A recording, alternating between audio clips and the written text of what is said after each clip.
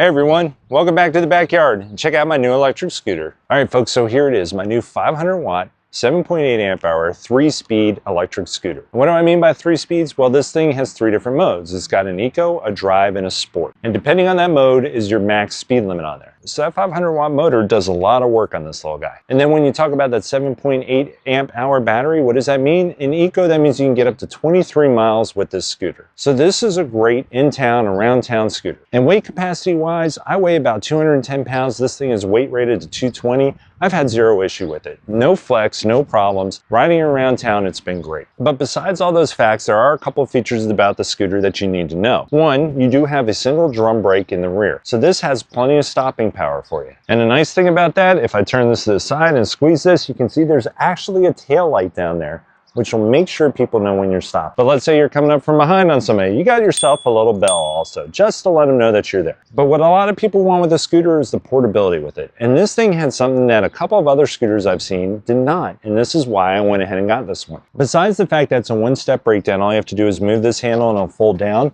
It's got a little clasp right here that you can lock onto the back hub here.